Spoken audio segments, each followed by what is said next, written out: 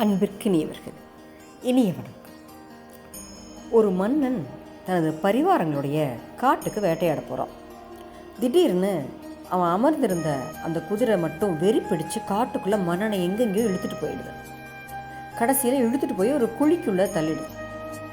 அந்த நேரத்தில் அங்கே வந்த அந்த கிராமத்து வாசிகள் 4 பேர் மன்னனை காப்பாற்றி அவங்களுடைய பரிவாரங்களோட சேர்த்து வைக்கிறாங்க.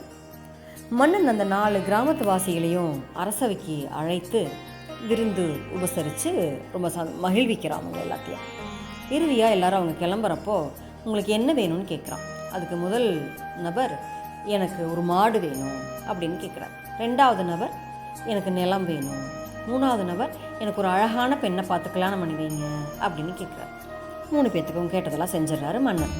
4வது நபர்கிட்ட உனக்கு என்ன வேணும்னு கேட்டோன்னையும் அதுக்கு அவர் சொல்கிறாரு, மன்னா, உங்களை காப்பாற்றிய அந்த நாள் எங்களுக்கு ஒரு திருநாள். அதனால் அதை ஒரு திருநாளாக நினச்சி ஒவ்வொரு வருடமும் நாங்கள் அதை கொண்டாடணும்னு நினைக்கிறோம். அதனால் உங்களை காப்பாற்றின இந்த நாள் அன்றைக்கி நீங்கள் ஒவ்வொரு வருடமும் என் வீட்டுக்கு நீங்கள் வருகை புரியணும், வந்து எங்கூட ஒரு ஓரிரு நாள் தங்கி இருந்து சிறப்பிச்சுட்டு போகணும் அப்படின்னு கேட்குறான்.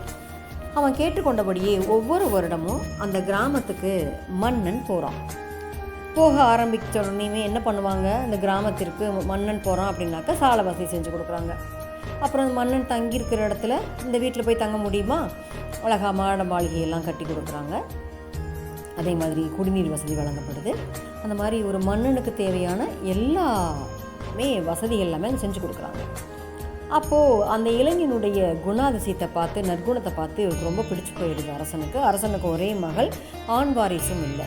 அதனால் தன்னுடைய மகளை ரொம்ப சந்தோஷப்பட்டு போய் அந்த நபருக்கு கல்யாணம் பண்ணி கொடுத்துட்றாரு.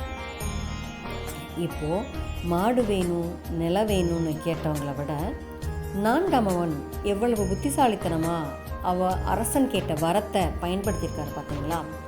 இதை நம்ம இறைவனுக்கு கூட நம்ம வச்சு யோசித்து பார்க்கலாங்க. ஏன்னா நம்ம கடவுள்கிட்ட போயிட்டு எனக்கு இது வேணும் அது வேணும் அப்படின்னு கேட்குறத விட, இறைவா நீ என்னோடு வந்து தங்கி இரு, என் கூடவே இரு அப்படின்னு கேட்டோம் அப்படின்னாவே கடவுள் நமக்கு நம்ம கேட்குறதுக்கு மேலே எல்லாத்தையும் சகலத்தையும் கண்டிப்பாக நம்மளுக்கு செஞ்சு கொடுப்பாருங்க. அதனால் என்றைக்குமே கடவுள்கிட்ட போயிட்டு கடவுளே எனக்கு இதை கொடு அதை கொடுன்னு வேண்டாதீங்க. கடவுள்கிட்ட மட்டும் போய் நில்லுங்க. கடவுள் கண்டிப்பாக உங்களுக்கு நல்லது எதுவோ, நிம்மதி எதுவோ, மகிழ்ச்சி எதுவோ கண்டிப்பாக செஞ்சு கொடுப்பாருங்க. சரிங்களா? நாளை சந்திப்போம் தோழமையிலே.